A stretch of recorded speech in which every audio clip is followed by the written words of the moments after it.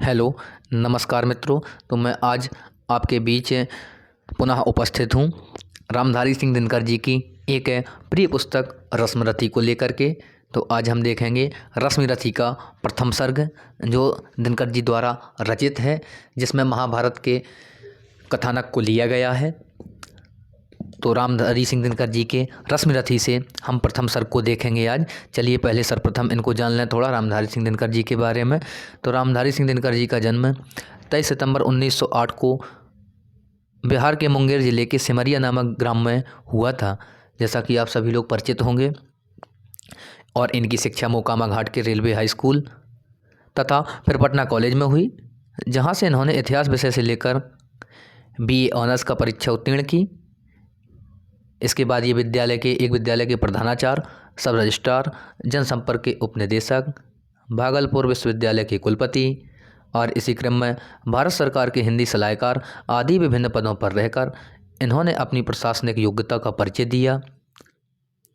1924 ईस्वी में पाक्षिक छात्र सहोदर यानी जबलपुर में प्रकाशित पहली कविता में साहित्यिक जीवन का प्रारंभ किया, या इनके साहित्यिक जीवन का आरंभ हुआ। तो मित्रों, इनकी कुछ और भी प्रमुख कृतियां हैं जो रेणुका, हुंकार, रसवंती, कुरुक्षेत्र और रश्मिरथी, उर्वशी, परशुराम की प्रतिज्ञा आदि आदि। तो चलिए आज हम देखेंगे इसमें रामधारी सिंह दिनकर जी की रश्मिरथी को। तो चलिए इनके थोड़ा सम्मान और देख लें, इनके पुरस्कार थोड़ी और ये जानकारी देते हैं आपको। 1959 में संस्कृति के 4 अध्याय पर साहित्य अकादमी पुरस्कार इन्हें प्राप्त हुआ और पद्म भूषण की उपाधि से भी इन्हें सम्मानित किया गया। सन 1962 में भागलपुर विश्वविद्यालय की तरफ से डॉक्टर ऑफ लिटरेचर की मानद उपाधि इन्हें प्रदान की गई। और 1973 में उर्वशी पर, इनकी प्रसिद्ध काव्य कृति उर्वशी पर इन्हें ज्ञानपीठ पुरस्कार मिला। अनेक बार भारतीय और विदेशी सरकारों के निमंत्रण पर इन्होंने विदेश यात्रा भी की और इस प्रकार इन्होंने हिंदी काव्य जगत में अपना अनोखा योगदान दिया।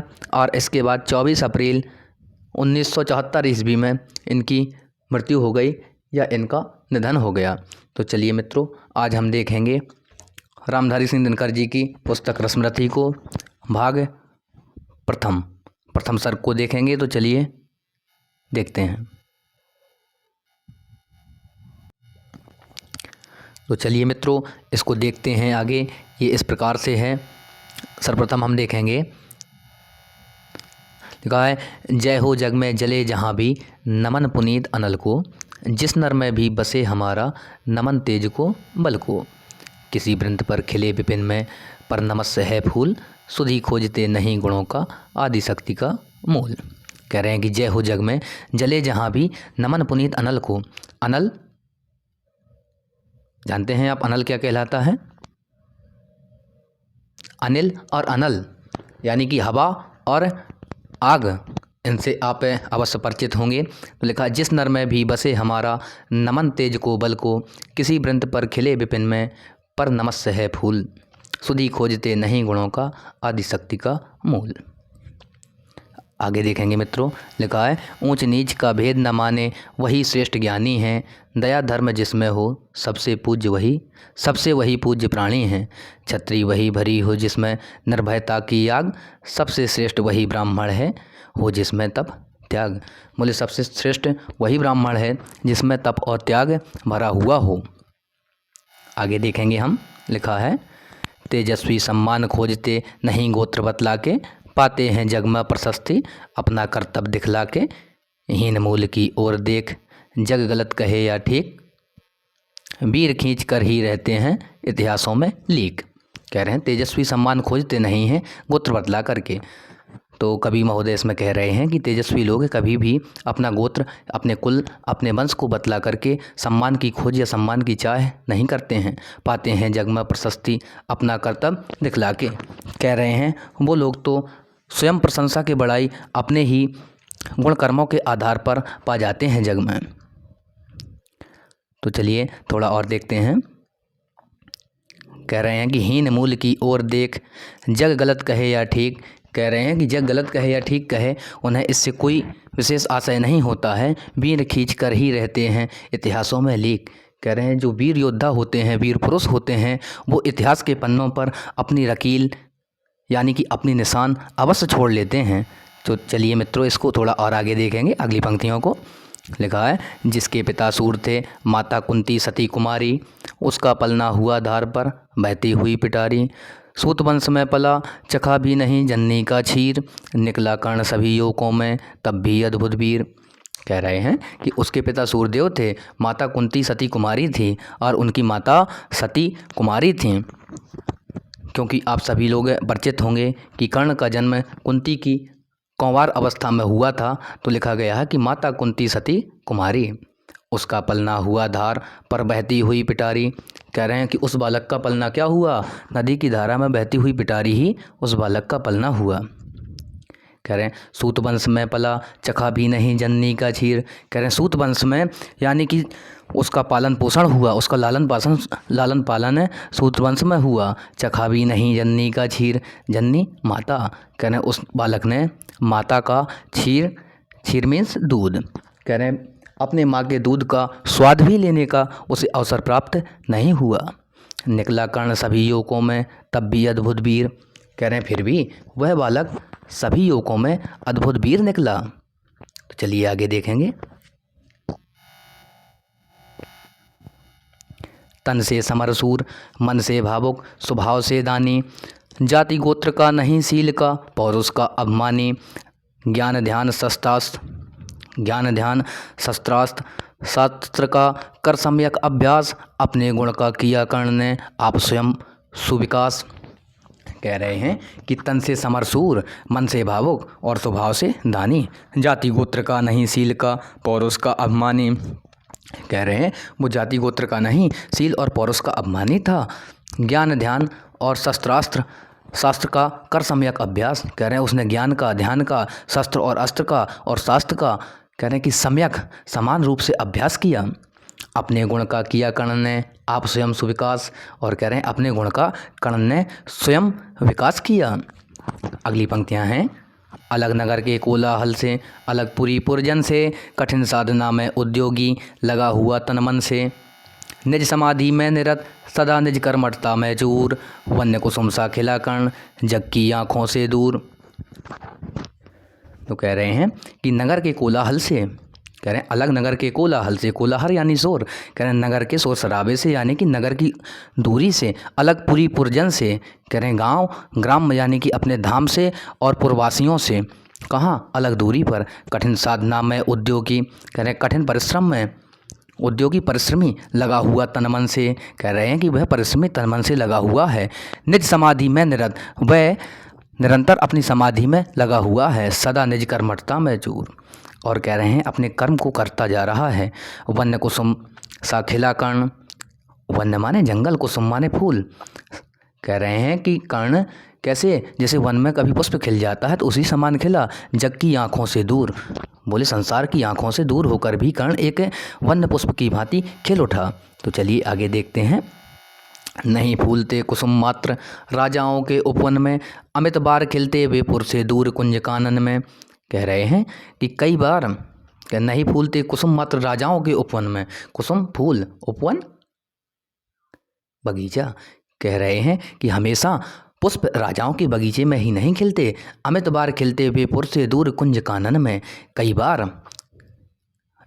बार या प्रायः क्या होता है कि वे पुर से दूर कुंज कानन में कहाँ खिल जाते हैं, कुंजों के बीच में, और कानन यानी कि जंगल में खिल जाते हैं। समझे कौन रहस्य प्रकृति का बड़ा अनोखा हाल, गुदड़ी में रखते चुन चुन कर बड़े कीमती लाल। कह रहे हैं इस प्रकृति का रहस्य किसी की समझ में नहीं आएगा, ये सभी की समझ से परे है। ये अपनी गुदड़ी में यानी कि हम कह सकते हैं अपने आंगन में बहुत से, या अपने आंचल में बहुत से कीमती लालों को यानी पुत्रों को, एक से बढ़कर एक रत्नों को छिपा कर रखती है। आगे लिखा है कि जलद पटल में छिपा किंतु रवि कब तक रह सकता है, युग की अवहेलना सूरमा कब तक सह सकता है। जलद बादल आकाश। तो कह रहे हैं जलद पटल में छिपा किंतु रवि कब तक रह सकता है। बोले वहाँ पर रवि यानी कि सूर्य कब तक छिपा हुआ रह सकता है। युग की अवहेलना सूरमा कब तक सह सकता है। बोले इस युग की निरंतर चलने वाली अवहेलना को वीर पुरुष कब तक सह सकते हैं। पाकर समय एक दिन आखिर उठी जवानी जाग। कह रहे हैं एक दिन अवसर पाकर के उसकी जवानी जाग उठी। फूट पड़ी सबके समक्ष पौरुष की पहली आग। और उसके तेज की, उसके बल की, उसके शक्ति की पहली आग सभी लोगों के समक्ष सहसा फूट पड़ती है। तो चलिए आगे देखते हैं अगली पंक्तियों को। लिखा है रंगभूमि में अर्जुन था जब समा अनोखा बांधे, बढ़ा भीड़ भीतर से सहसा कर्ण सरा संसाधे। कहता हुआ तालियों से क्या रहा गर्भ में फूल, अर्जुन तेरा सुयस अभी क्षण भर में होता है धूल। जब एक दिन रंगशाला लगी हुई थी तो रंगभूमि सजी हुई थी और सभी राजा के राजकुमारों का वहाँ पर प्रदर्शन हो रहा था। सभी प्रवासी वहाँ पर एकत्रित थे। तो कर्ण वहाँ पर सहसा पहुँच जाते हैं और देखते हैं, क्या देखते हैं वहाँ पर जा कर के कि रंगभूमि में अर्जुन था जब समा अनोखा बांधे। रंगभूमि में अनोखे अनोखे करतब दिखला रहा था अर्जुन और सभी लोगों को सम्मोहित किए हुए था। तो आगे देखते हैं बढ़ा भीड़ भीतर से सहसा कर्ण सरा संसाधे। कह रहे हैं बढ़ा भीड़ भीतर से, भीड़ को किनारे करते हुए, सहसा माने अकस्मात या अचानक, कर्ण सरा संसाधे कर्ण अपने धनुष को लिए हुए आगे बढ़ जाते हैं। कहता हुआ तालियों से क्या रहा गर्भ में फूल। और ये कहते हुए वो आगे बढ़ जाते हैं कि हे पार्थ, तुम तालियों के गर्भ से क्यों फूले नहीं समा रहे हो। अर्जुन तेरा सुयस अभी क्षण भर में होता है धूल। देख, मैं तेरे इस नाम को, मैं तेरी इस ख्याति को, इस तेरे यश को अभी मात्र क्षण भर में ही धूल के समान किए देता हूँ। लिखा है आगे कि तूने जो जो किया उसे मैं भी दिखला सकता हूँ, चाहे तो कुछ नई कलाएं भी सिखला सकता हूँ।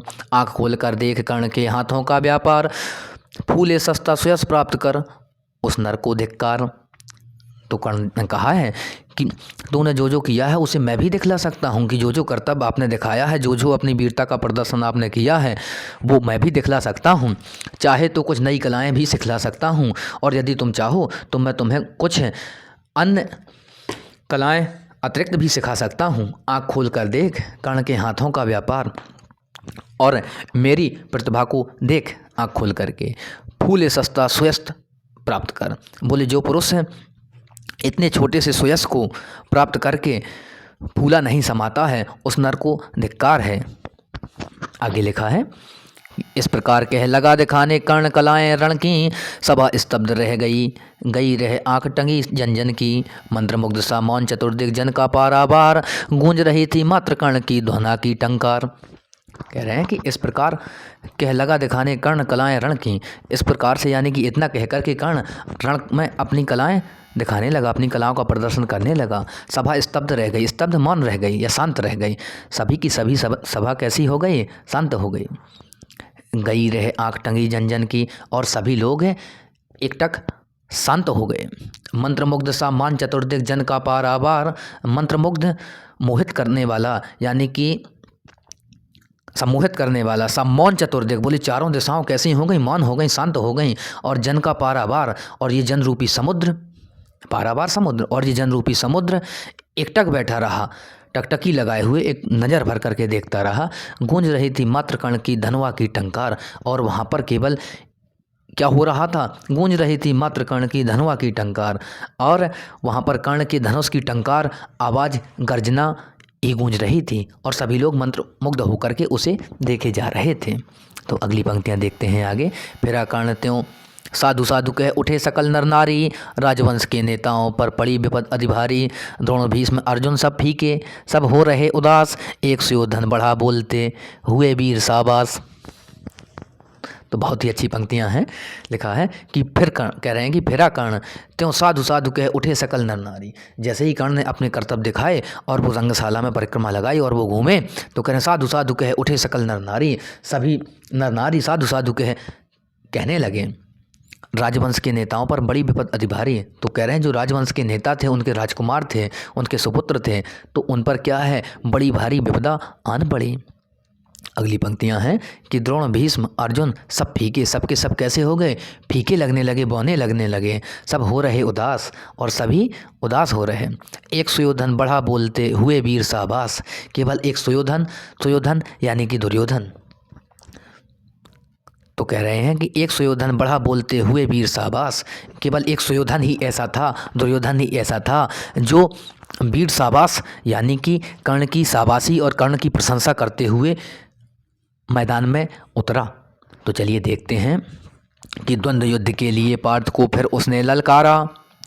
द्वंद्व युद्ध के लिए पार्थ को फिर उसने ललकारा। अर्जुन को चुप ही रहने का गुरु ने किया इशारा। कृपाचार्य ने कहा सुनो हे वीर युवक अनजान, भरतवंश अवतंस पांडु की अर्जुन है संतान। तो देखिए अब गुरुजी बीच में आ जाते हैं। वो कहते हैं, क्या कहते हैं कि द्वंद्व युद्ध के लिए पार्थ को फिर उसने ललकारा। कर्ण ने द्वंद्व युद्ध के लिए, पार्थ अर्जुन का एक नाम है, तो कर्ण द्वंद्व युद्ध के लिए कर्ण ने अर्जुन को ललकारा और क्या कहा कि अर्जुन को चुप ही रहने का गुरु ने किया इशारा। गुरुजी जान गए कि अर्जुन इससे भिड़ना ठीक नहीं है, तो गुरुजी ने अर्जुन को चुप रहने का इशारा किया। कृपाचार्य ने कहा सुनो हे वीर युवक अनजान। तभी गुरुजी बीच में आ पड़ते हैं और कहने लगते हैं, कृपाचार्य ने कहा सुनो हे वीर युवक अनजान, हे अनजान युवक सुनो, भरतवंश अवतंस पांडु की अर्जुन है संतान। इसका वंश भरत है और ये महाराजा पांडु की संतान है अर्जुन। आगे देखते हैं क्या लिखा है। क्षत्रिय है यह राजपुत्र है, यूं ही नहीं लड़ेगा। गुरु ने कहा कि ये क्षत्रिय है और ये राजपुत्र है, यूं ही नहीं लड़ जाएगा ये। जिस तिससे हाथापाई में कैसे कूद पड़ेगा। बोले किसी से भी कहो तो ये हाथापाई करने लगेगा, नहीं ये राजकुमार है। अर्जुन से लड़ना हो तो मत कहो सभा में मौन। यदि तुम्हें अर्जुन से लड़ना है, युद्ध करना है तो सभा में मौन मत रहो। नाम धाम कुछ कहो। बोले अपना नाम बताओ, धाम पता या परिचय, और बोले अपना परिचय दो। नाम धाम कुछ कहो, बताओ कि तुम जाति हो कौन, और बोले तुम किस जाति के हो, ऐसा परिचय दीजिए। तो चलिए मित्रों आगे देखते हैं।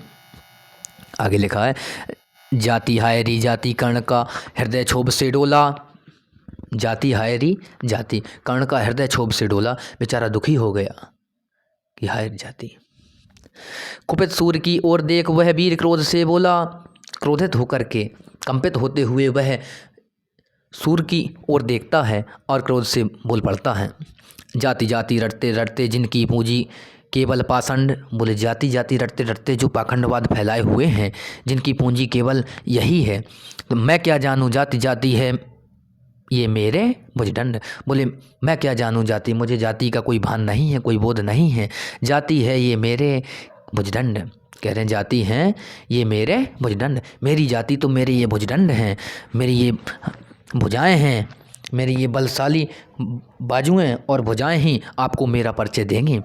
ऊपर सिर पर कनक छत्र, भीतर काले के काले। कनक सोना, बोले ऊपर आप सोने के छत्र धारण किए हुए हैं, मुकुट धारण किए हुए हैं, और भीतर से आप हृदय से अपने दिल से काले के काले हैं। शर्माते हैं नहीं जगत में जाति पूछने वाले। बोले इस संसार में जाति पूछने वालों को जरा भी शर्म नहीं आती है। सूत पुत्र हूँ मैं लेकिन थे पिता पार्थ के कौन। बोले मैं बताता हूँ कि मैं तो सूत पुत्र हूँ, मैं स्वीकार कर रहा हूँ कि सूत पुत्र हूँ मैं, लेकिन थे पिता पार्थ के कौन। लेकिन बोले पार्थ अर्जुन के पिता कौन थे। साहस हो तो कहो ग्लानि से रह जाओ मत मौन। बोले यदि आप में साहस है तो मुझे बताइए, साहस हो तो कहो, यदि आप में साहस है तो हमें बताइए, ग्लानि से रह जाओ मत मौन। बोले इस प्रकार से ग्लानि से मन रहने से कोई फ़ायदा नहीं है। आगे लिखा है मस्तक ऊंचा किए जाति का नाम लिए चलते हो।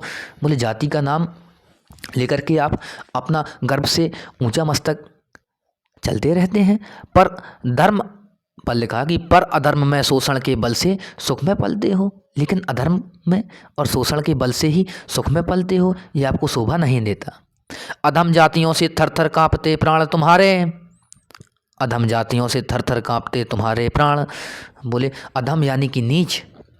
बोले नीच जातियों से तुम्हारे प्राण थर थर कांपते हैं। छल से मांग लिया करते हो अंगूठे का दान।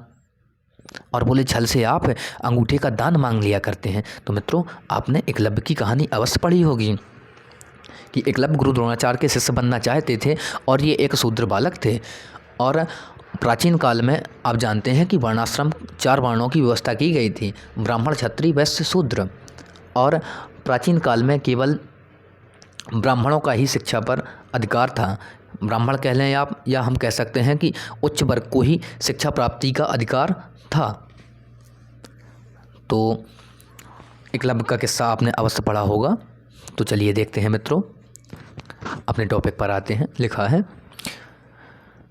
ये हमने पढ़ लिया कि मस्तक ऊंचा किए जाति का नाम लिए चलते हो, पर अधर्म में शोषण के बल से सुख में पलते हो। अधम जातियों से थर थर कांपते तुम्हारे प्राण, छल से मांग लिया करते हो अंगूठे का दान। पूछो मेरी जाति शक्ति हो तो मेरे भुजबल से, रवि समान दीपित ललाट से और कवच कुंडल से। पढ़ो उसे जो झलक रहा है मुझ में तेज प्रकाश, मेरे रोम रोम में अंकित है मेरा इतिहास। बड़ा ही सुंदर जवाब दिया कर्ण ने कि पूछो मेरी जाति शक्ति हो तो मेरे भुजबल से, यदि आप में ताकत है, यदि आप में शौर्य है, पराक्रमी हैं आप, तो मेरे भुजबल से, मेरे भुजाओं के बल से मेरी जाति का परिचय लीजिए। रवि समान दीपित ललाट से और कवच कुंडल से। बोले रवि यानी कि सूर्य, बोले सूर्य के समान चमकते हुए मेरे ललाट माथे से, दीपित दीपित उत्तेजित। तो कह रहे हैं कि रवि समान दीपित ललाट से और कवच कुंडल से, और कवच कुंडल से मेरा परिचय पाइए आप, मेरी जाति को पूछिए। पढ़ो उसे जो झलक रहा है मुझ में तेज प्रकाश, और उसे आप पढ़िए, उसे समझिए जो मुझ में मेरा तेज, मेरा शौर्य, मेरा पराक्रम दिखाई पड़ रहा है। मेरे रोम रोम में अंकित है मेरा इतिहास। और बोले मेरे रोम रोम में मेरे इतिहास अंकित है, लिखा हुआ है। तो चलिए आगे देखते हैं। आगे लिखा है कि अर्जुन बड़ा वीर क्षत्रिय है तो आगे वह आवे। तब कर्ण ने ललकारा अर्जुन को, कह रहे हैं कि अर्जुन बड़ा वीर क्षत्रिय है तो आगे वह आवे, और क्षत्रियत्व का तेज जरा मुझको भी तो दिखलावे।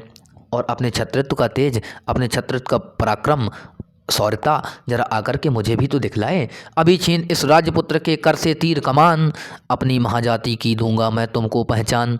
बोले हे गुरुवर, यदि आप चाहते हैं तो अभी इस राजपुत्र के कर हाथों से तीर कमान छीन करके मैं अपनी महाजाति का प्रमाण आपको प्रस्तुत कर दूंगा।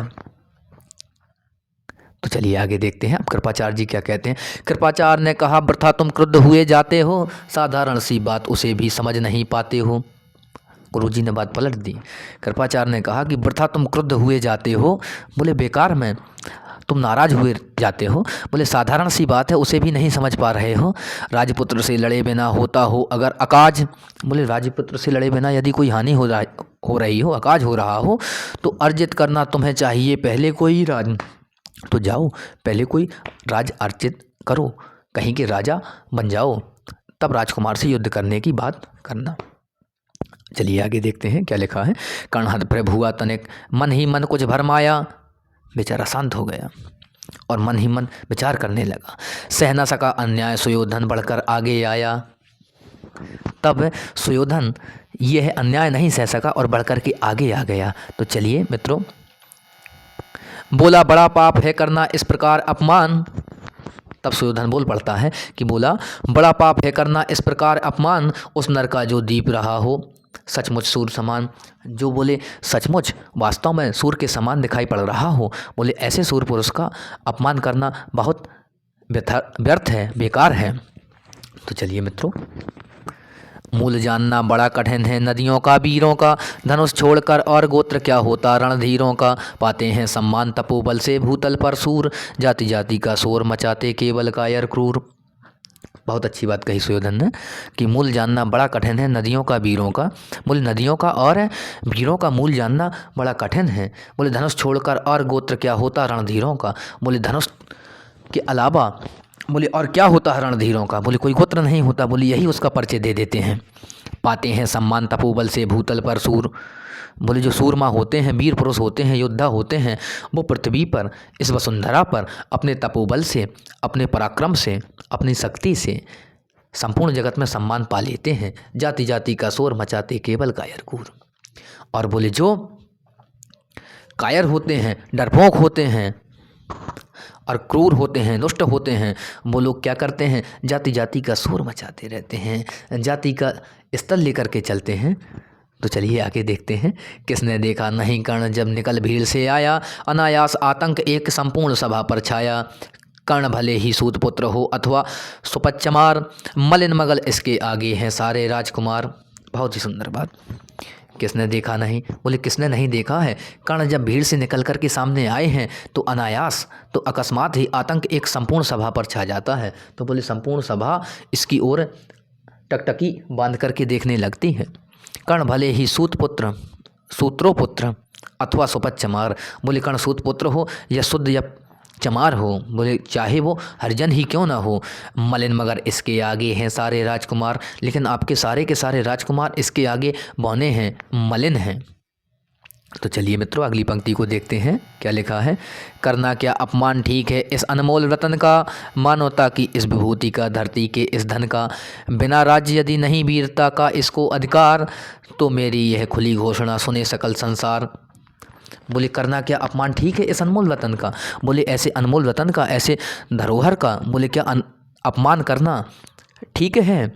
मानवता की इस विभूति का, इस मानवता की इस विभूति का अपमान करना उचित है? कहाँ तक उचित है आप बताएं? धरती की इस धन का, बोले ये धरती का एक धन है तो इन्हें हमें सहेज कर रखना चाहिए। बिना राज्य यदि नहीं वीरता का इसको अधिकार, बोले यदि इसको बिना राज्य के वीरता का अधिकार नहीं मानते हैं आप, तो मेरी यह खुली घोषणा सुने सकल संसार। सकल माने संपूर्ण, संसार जगत, तो बोले संपूर्ण संसार, ये सभी पूर्ववासी और पूरा का पूरा संसार मेरी इस खुली घोषणा को सुने। अंग देश का मुकुट कर्ण के मस्तक पर धरता हूँ, एक राज्य इस महावीर के हित अर्पित करता हूँ। रखा कर्ण के सिर पर उसने अपना मुकुट उतार, गूंजा रंग भूमि में दुर्योधन का जय जयकार। बहुत से तो लिखा अंग देश का मुकुट कर्ण के मस्तक पर धरता हूँ। तो सुयोधन ने कहा कि मैं अंगदेश का मुकुट कर्ण के मस्तक पर रखता हूँ और मैं इसे अंगदेश का राजा बनाता हूँ। एक राज्य इस महावीर के हित में अर्पित करता हूँ, एक राज्य में इस महावीर को अर्पित कर रहा हूँ। रखा कर्ण के सिर पर उसने अपना मुकुट उतार, और सुयोधन ने अपना मुकुट उतार करके अपना सिंहासन कर्ण को दे दिया। गूंजा रंगभूमि में दुर्योधन का जय जयकार, तो संपूर्ण रंगभूमि में जो नर नारी, जो पूर्ववासी उपस्थित थे, सभी दुर्योधन की, सुयोधन की जय जयकार का नारा लगाने लगे और उसका गुणगान गाने लगे।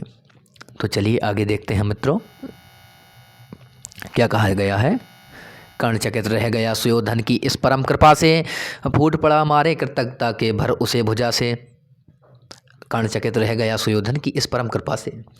बेचारा कर्ण सुयोधन की, अब मित्र की इस परम कृपा से, अपनी इस असीम अनुकंपा को देख करके चकित रह गया, आश्चर्य में पड़ गया। फूट पड़ा मारे कृतज्ञता आभार, और मारे आभार के उसे भुजा से लगा लिया, भुजा में भर लिया, भुजाओं में भर लिया, बाजुओं से पकड़ लिया। दुर्योधन ने हृदय लगाकर कहा बंधु हो शांत। तभी दुर्योधन ने कहा कि हे बंधु शांत हो जाओ। दुर्योधन ने उसे, कर्ण को अपने हृदय से लगाया और कहा बंधु, हे मित्र, हे सखे, आप शांत हो जाइए। मेरे इस क्षुद्र उपहार से क्यों होता उद्भ्रांत।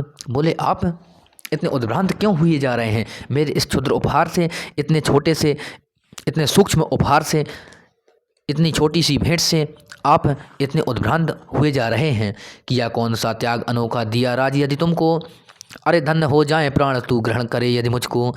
कर्ण और गल गया, हाय मुझ पर भी इतना स्नेह, वीर बंधु हम हुए आज से एक प्राण दो दे। तो कर्ण ने कहा, पहले दुर्योधन कहते हैं कि किया कौन सा त्याग अनोखा दिया राज यदि तुमको, यदि मैंने आपको राज दिया है तो मैंने कौन सा विशेष त्याग किया है, कौन सा अनोखा त्याग किया है। अरे धन्य हो जाए प्राण तू ग्रहण करे यदि मुझको, यदि तू मुझे अपना ले तो हे मित्र मेरे प्राण धन्य हो जाएं। कर्ण और गल गया, कर्ण और गिलाने से भर गया। तो कर्ण और गल गया, हाय मुझ पर भी इतना स्नेह। और कर्ण कह रहे हैं कि हे मित्र मुझ पर इतना स्नेह, वीर बंधु, हे वीर सखे, हे वीर मित्र, हम हुए आज से एक प्राण दो देह।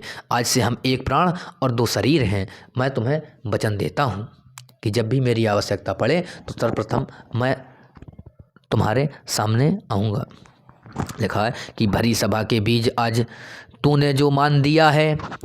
कर्ण ने कहा कि भरी सभा के बीच आज तूने जो मान दिया है, पहले मुझे जीवन में जो उत्थान दिया है, उरण भला होऊंगा उससे चुका कौन सा दाम।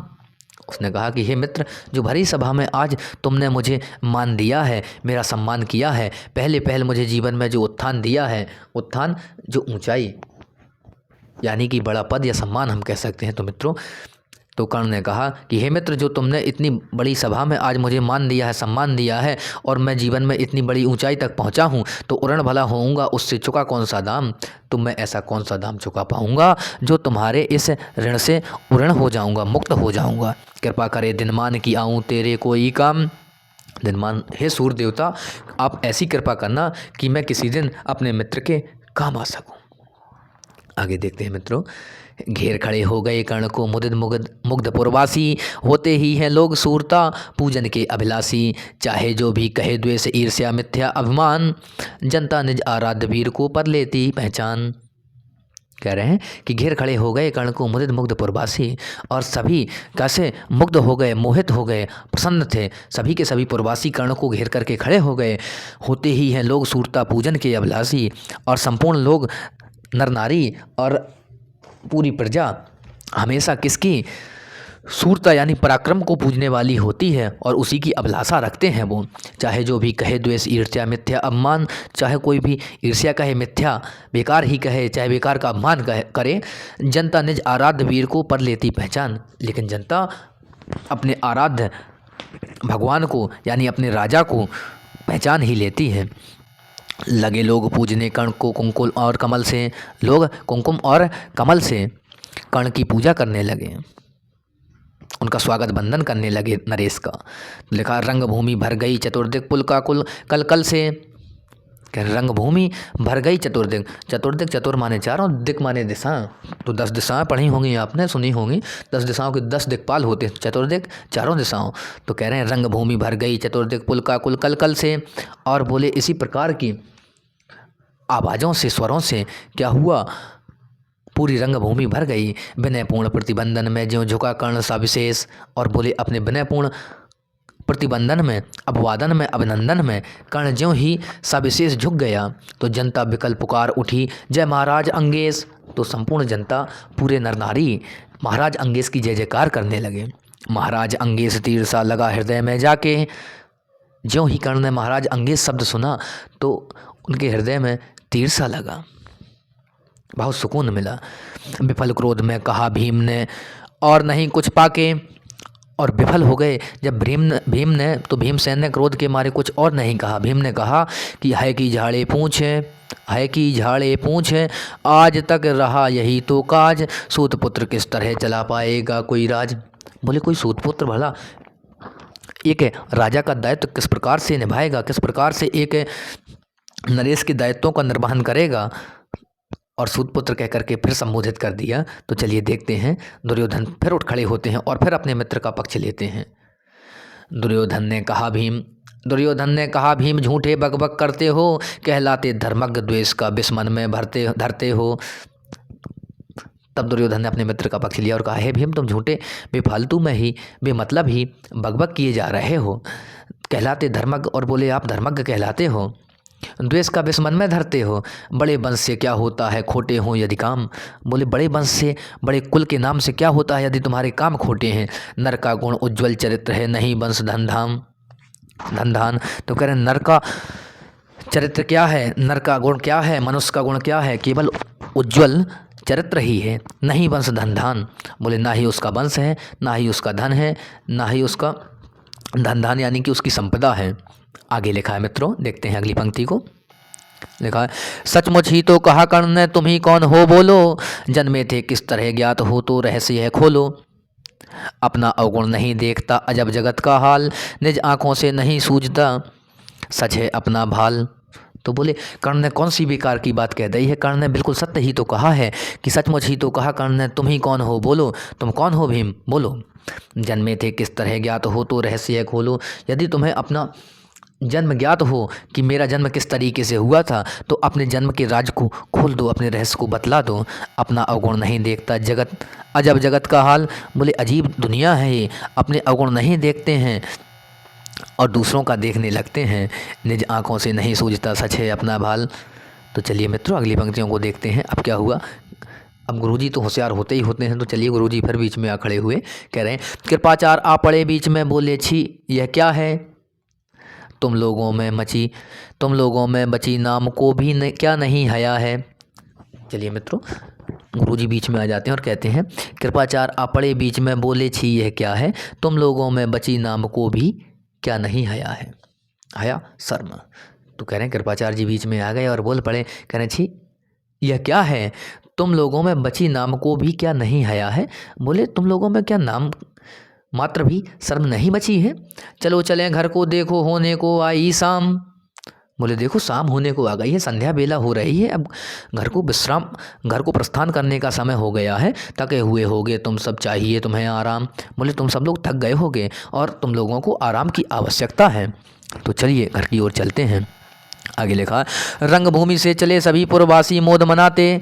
तो कह रहे हैं मित्रों कि उस रंगभूमि से सभी के सभी नर नारी मोद यानी कि खुशी मनाते हुए घर को प्रस्थान करते हैं। कोई कर्ण पार्थ का कोई गुण आपस में गाते, और आपस में कोई कर्ण का, पार्थ का कोई, तो कोई अर्जुन का गुणगान गाते हुए घर को वापस हो जाते हैं। सबसे अलग चले अर्जुन को लिए हुए गुरु द्रोणाचार्य अर्जुन को लेकर के सबसे अलग जा रहे हैं। कहते हुए पार्थ पहुँचा यह राहु नया फिर कौन।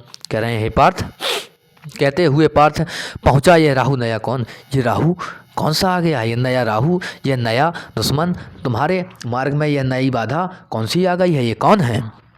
जन्मे नहीं जगत में अर्जुन कोई प्रतिबल तेरा। बोले अर्जुन तेरे समान बलशाली कोई भी इस जगत में नहीं जन्मा है। टंगा रहा है एक इसी पर ध्यान आज तक मेरा ध्यान केवल आज इसी पर सीमित रहा है, इसी तक लगा रहा है। एकलव्य से लिया अंगूठा कढ़ी न मुख से आए, रखा चाहता हूँ निष्कंटक बेटा तेरी राय। बोले हे शिष्य, हे प्रिय शिष्य, मैं तेरी राय निष्कंटक बिना कांटों की रखना चाहता हूँ। तेरी राह में, तेरे मार्ग में कोई बाधा ना हो। बोले देखो एकलव्य से लिया अंगूठा कढ़ी न मुख से आए। बोले मैंने एकलव्य से अंगूठा मांग लिया तुम्हारे लिए, लेकिन मेरे मुख से आह मात्र ना निकली।